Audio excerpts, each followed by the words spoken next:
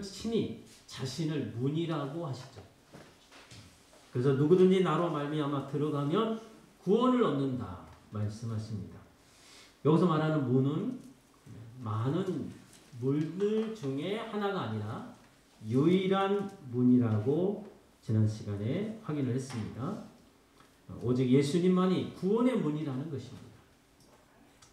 근데 여러분, 세상에는 많은 종교가 있고 저마다 이제 구원의 길을 제시를 하죠.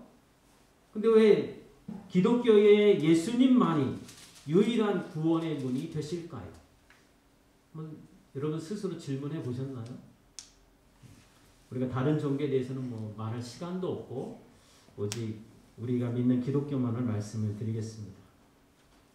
인간이 이제 구원받아야 할 처지에 빠진 이유에 대해서 기독교는 죄 때문이라고 설명을 합니다. 범죄함으로 말미암아 인간은 심판에 처해져서 멸망을 당할 수밖에 없다라는 것이죠. 그래서 인간이 구원을 받기 위해서는 반드시 인간의 죄 문제가 해결이 되어야 합니다. 죄 문제 때문에 멸망의 처지에 빠졌잖아요. 그래서 이 죄 문제가 해결이 안 되면 구원을 받을 수가 없는 거죠. 그런데 문제는 인간은 이 자신의 죄 문제를 스스로 해결할 수가 없다라는 것입니다. 그 이유가 뭘까요? 만약 인간이 죄 문제를 스스로 해결할 수 있는 능력과 권세가 있다면 애초에 죄에 빠지지도 않았을 것입니다. 옛날에 노비가 있었죠. 노비가 되는 과정에 여러 이유가 있지만은 대부분은 빚진 돈을 갚지 못해서 그래서 자신을 이제 노비로 팔게 되는 거죠.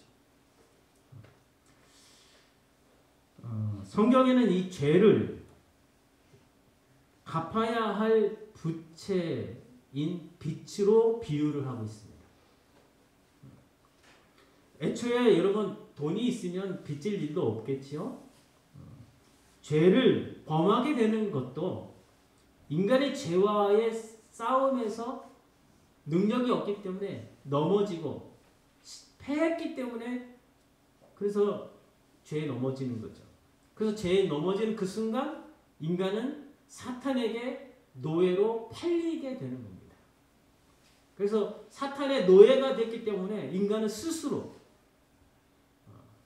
사탄에게서 자유, 해방을 얻을 수가 없다라는 사실입니다. 그래서 하나님은 죄 때문에 노예가 된 인간을 구원하시기 위해서 이 땅에 예수님을 보내주신 줄로 믿습니다. 예수님은 이 죄 문제를 해결하기 위해서 어떻게 하셨어요? 자신을 인간의 죄값으로 내어주셨죠. 그래서 십자가에 달려 죽으신 것입니다. 예수님이 십자가에 죽으실 때 다 이루었다 이렇게 말씀하십니다. 다 이루었다는 말은 다 지불되었다라는 뜻입니다. 예수님이 피를 흘리심으로써 인간의 죄값이 다 지불이 되었다는 것입니다. 그래서 로마서 8장 1절과 2절 한번 읽을까요? 같이? 시작. 이제 그리스도 예수 안에 있는 자에게는 결코 정죄함이 없나니 이는 그리스도 예수 안에 있는 생명의 성령의 법이 죄와 사망의 법에서 너를 해방하였으나. 예수님 우리의 죄값을 다 지불하셨기 때문에 우리가 예수님 믿고 그분 안에 거하면 더 이상 정죄가 없다는 것입니다. 이것이 예수님을 믿는 자들의 복인 줄로 믿습니다. 여러분 모두가 예수 그리스도의 복음 안에서 정죄와 심판과 사망의 법에서 해방되심으로써 구원의 영광을 누리시기를 우리 주님의 이름으로 축원합니다. 자, 그러면 누가 구원의 영광을 누릴 수 있을까? 바로 목자의 음성에 반응하는 사람이 구원의 영광을 누리게 된다는 사실입니다. 다시 말해서 양들은 예수님의 진리의 말씀, 그 생명의 말씀을 받들고 순종해야만 구원의 영광을 누릴 수 있다는 사실입니다. 근데 여러분 생각해 보세요. 왜 하필 많은 동물들 가운데 양을 선택해서 양을 신자들, 성도들에 비유할까요? 사실 힘세고 날쌘 동물들도 많잖아요. 그렇죠? 그리고 힘이 없으면 빠르기라도 해서 도망칠 수 있는 동물들도 있잖아요. 또 빠르지 못해도 방어할 수 있는 그 무기가 있는 뭐 뿔이 있다든가 그런 동물들도 있잖아요. 근데 하필이면 아무 힘도 없고 방어할 무기도 없고 빠르지도 않고 도망칠 수도 없는 그 양을 선택해서 성도들에게 성도들을 비유하실까 하는 것입니다. 그 이유는 바로 양은 홀로는 결코 살 수 없다는 사실에 있는 줄로 믿습니다. 그렇죠? 양은 그대로 놔버리면 그냥 늑대나 다른 동물들의 밥이 될 뿐입니다. 그럼 양이 살 수 있는 길은 무엇입니까? 오직 목자의 음성을 따르는 길뿐입니다. 목자의 음성을 안 듣고 자기 멋대로 그냥 자기가 원하는 대로 살면 밥이죠. 늑대의 밥이 될 뿐입니다. 그래서 목자의 인도하심을 따를 때 양은 가장 안전하고 평안하고 안식을 누리게 될 줄로 믿습니다. 그래서 예수님이 이 말씀하시는 거예요. 너희가 나를 떠나서는 아무것도 할 수 없느니라. 예수님이 그냥 공으로 하신 말씀이 아니죠. 우리는 양이기 때문에 예수님을 떠나서는 아무것도 할 수 없고 살아갈 수가 없다라는 사실입니다. 자, 이렇게 양은 힘도 없고 날쌘지도 않고 능력도 없죠. 홀로는 살아갈 수 없어요. 그래서 양은 무기력하고 존재감이 별로 없다는 얘기일까요? 또 그것은 아닙니다. 왜냐하면 양이 따르는 목자가 전능하신 하나님이시기 때문입니다. 그래서 전능하신 하나님, 그분을 목자로 하여 따르는 양은 정말로 전능하신 하나님의 안에서 가장 위대한 성취를 이룰 수 있다는 사실입니다. 여러분, 순종하는 것은 몇몇 뛰어난 사람들만의 일은 아니잖아요. 우리가 잘났거나 못났거나 순종은 누구나 가능합니다. 그래서 여러분, 이 세상에는 이제 등급을 나누죠. 뭐 다이아몬드 수저, 금수저, 은수저, 흑수저 이렇게 나눠요. 어떤 사람은 그러더라고요. 흑수저조차도 아니라 나는 무수저다. 아예 수저가 없이 태어났다. 이렇게 세상은 공평하지 못한 거예요. 근데 이런 것을 보면서 나는 왜 이렇게 비참한 인생이 되었을까? 한탄하고 원망하고 불평한다고 해서 바뀌는 것 하나도 없습니다. 또 하나님이 우리를 여러분 다 다르잖아요.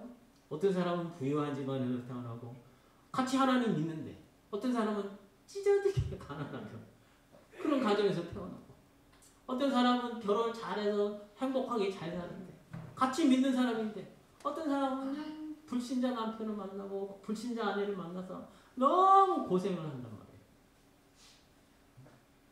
그래서 하나님 앞에 막 원망하기도 하고 자기 신세 한탄하기도 하고. 그러나 그럴 필요가 없습니다.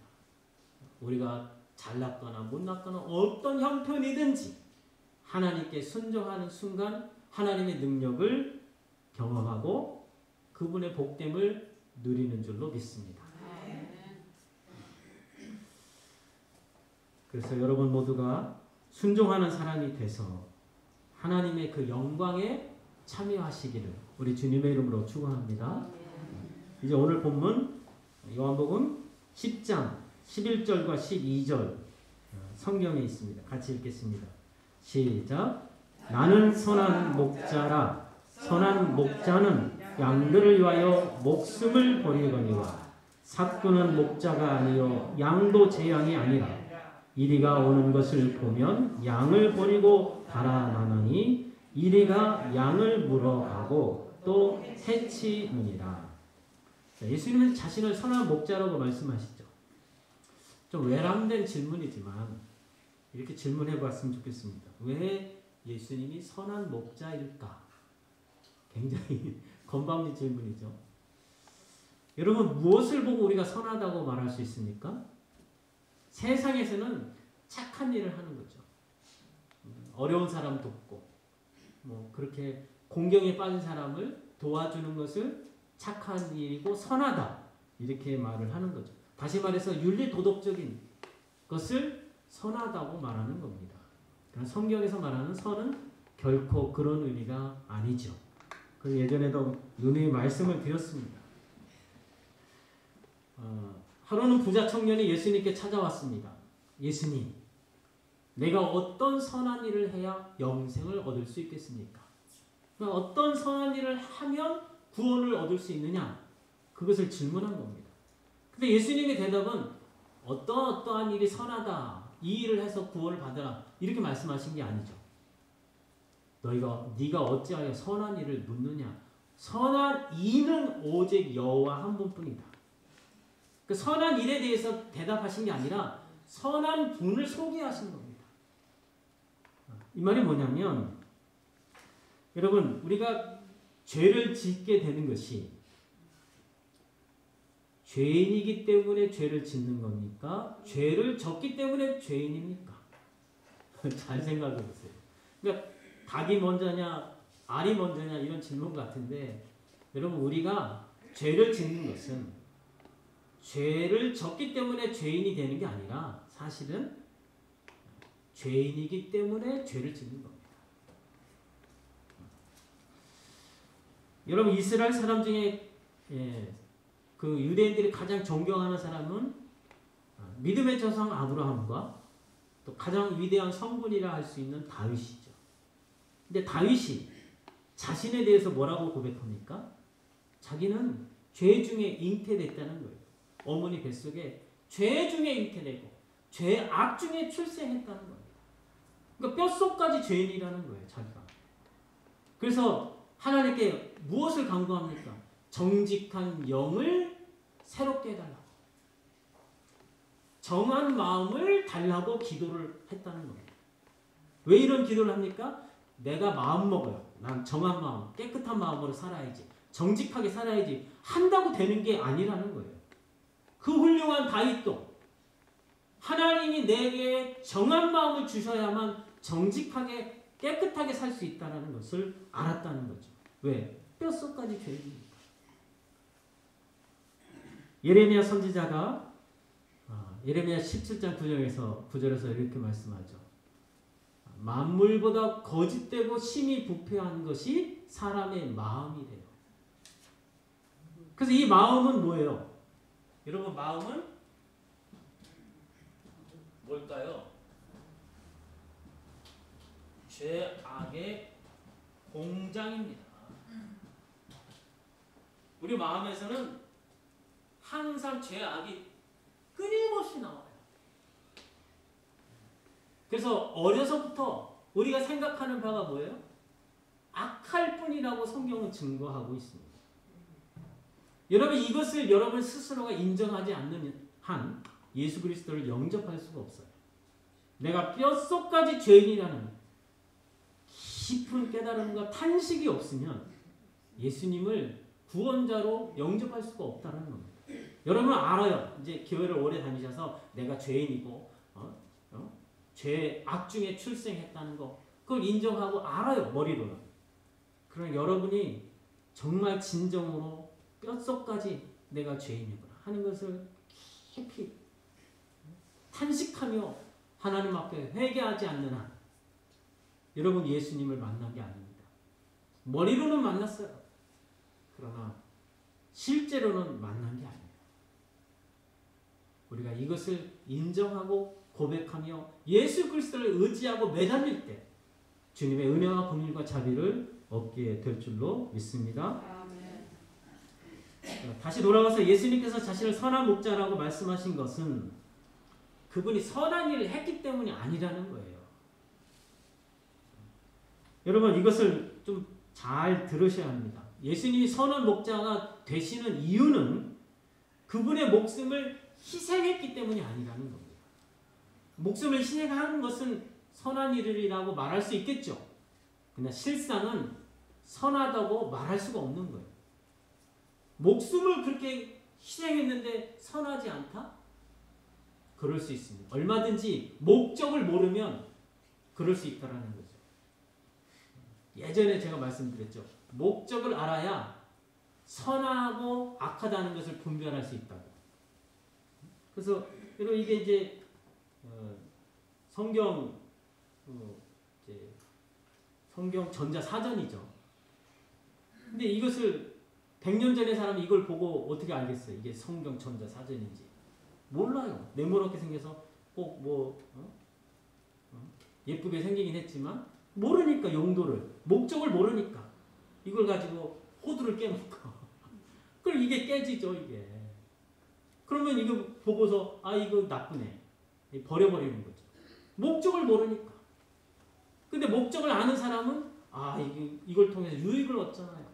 이걸 통해서 성경을 듣고 찬송가를 듣고 얼마나 좋아요. 그러면 선하다고 말하는 좋다, 선하다. 우리가 목적을 알아야만 좋다, 선하다, 나쁘다 하는 것을 분별할 수가 있다라는 것입니다. 자, 목숨을 희생했어요. 근데 희생 자체는 선한 게 아닌 거예요. 목적이 뭐냐? 뭐 때문에 희생했냐? 그것을 봐야 된다는 거죠.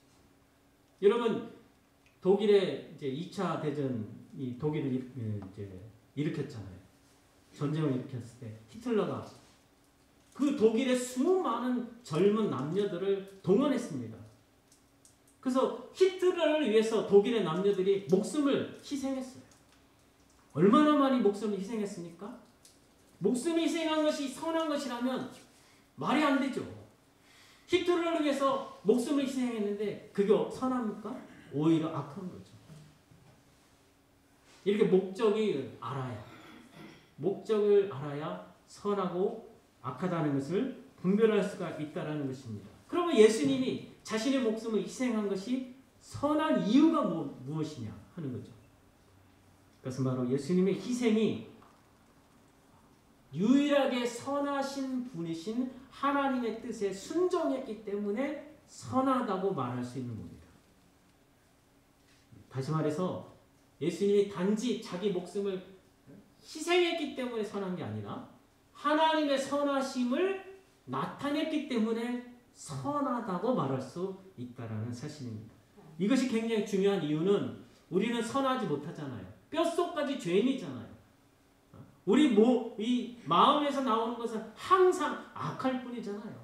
그래서 우리는 선한 일을 도무지 할 수가 없다라는 것이 성경의 증거입니다. 그럼 우리가 어떻게 선한 일을 할까요? 바로 선하신 하나님, 그분의 말씀에 순종할 때, 그래서 순종함으로써 선하신 하나님을 세상에 나타냈을 때, 그때 우리가 선한 일을 하게 되는 줄로 믿습니다. 그런데 이 하나님의 선하심을 나타내는 일은 사실은 인간의 일이 아니라는 거죠. 우리의 능력과 지혜로 가능하지가 않습니다. 왜요? 우리가 하나님의 선하심을 나타내는 일은 하나님의 말씀에 순종하는 일이기 때문입니다. 그 말씀은 우리의 지혜와 능력으로 이룰 수 있는 수준이 아니잖아요. 그래서 여러분이 하나님 말씀에 순종할 때 그 하나님의 말씀을 이루는 일은 우리의 일이 아니라 하나님의 일이 되어집니다. 하나님 그래서 우리에게 순종을 요구하시고 그래서 우리가 순종하는 순간 하나님의 지혜와 능력이 동원이 돼서 그 말씀이 그대로 우리 삶 가운데 이루어진다는 사실입니다. 그래서 순종은 가장 위대한 성취를 이룬다고 말씀을 드리는 거예요. 그래서 우리 가운데 하나님의 능력과 지혜로 하나님의 말씀이 이루어졌을 때 그 영광을 우리가 하나님께 돌려드려야 마땅한 줄로 믿습니다. 그래서 우리는 무엇을 해도 우리가 교회를 세우고 예배당을 건축하고 선교사를 보내고 이런 놀라운 하나님 나라 사역을 위해서 헌신하고 수고하고 충성했을 때 그래서 뭐 큰 위대한 일을 이루었을 때 그 영광을 우리가 가져서는 안 되는 거죠. 내 힘으로 했다면, 내 능력으로 했다면 우리가 가져도 마땅해요. 하지만 우리의 힘과 능력과 지혜가 아니라 전적으로 하나님의 말씀은 하나님의 지혜와 능력으로 이루시기 때문에 모든 영광을 하나님께 돌려드려야 할 줄로 믿습니다. 오늘 본문 17절, 18절 같이 읽습니다. 시작. 내가 내 목숨을 버리는 것은 그것을 내가 다시 얻기 위함이니 이로 말미암아 아버지께서 나를 사랑하시느니라. 이를 위하여 내게서 빼앗는 자가 있는 것이 아니라 내가 스스로 버리노라. 나는 버릴 권세도 있고 다시 얻을 권세도 있으니 이 계명은 내 아버지에게서 받았노라. 그러니까 이런 말씀을 보면서 우리가 질문을 좀 해야 합니다. 자, 예수님이 자신이 목숨을 스스로 버릴 권세도 있고 다시 얻을 권세도 있다. 이 말씀이 무슨 뜻일까? 하고 곰곰이 생각하는 겁니다. 도대체 예수님은 누구시길래 이런 대단한 말씀을 하실 수 있을까? 하고 물어야 되는 거예요. 여러분 스스로가. 그러면 성경을 기록하신 하나님께서 친히 여러분에게 답을 주실 줄로 믿습니다. 자, 만약에 여러분 어떤 사람이 이 핸드폰을 빼앗아 갔어요. 그럼 저는 그냥 순순히 빼앗길까요? 발버둥 치겠죠. 안 빼앗기려고. 근데 빼앗겼다는 건 뭡니까? 내가 힘이 없기 때문에 빼앗기는 거예요. 내가 힘이 있으면 빼앗길 일이 없겠죠. 예수님도 마찬가지입니다. 자기 목숨을 빼앗긴다면 다시 찾아올 수 있을까요? 없는 거예요. 그러니까 예수님이 빼앗긴 것이 아니라 자기 목숨을 스스로 버리셨기 때문에 다시 목숨을 찾아오실 수 있는 권세가 있다는 사실을 기억하시기 바랍니다. 그래서 우리가 예수님 말씀을 근거로 생각하자면 우리 모든 인간은 어떨까요? 목숨을 여러분 스스로 던지십니까? 아니잖아요. 누구도 그렇지 않아요. 다 빼앗기는 거예요. 안 빼앗기려고 발버둥 치죠. 안 죽으려고 발버둥 치지만 다 빼앗깁니다. 그래서 우리는 빼앗겼기 때문에 우리 스스로는 다시 되찾아올 수가 없는 거예요. 그러나 예수님은 무죄하신 분이시죠. 그래서 그분은 죄 때문에 죽으실 이유가 있어요, 없어요? 없는 분이에요. 그럼 물어야 됩니다. 죄 때문에 죽으실 이유가 없는 분이 왜 죽으셨을까? 그것은 바로 하나님께서 우리를 사랑하셔서 우리의 죄값으로 예수님을 내어주셨기 때문에, 그래서 예수님이 십자가에 죽으셨다는 사실입니다.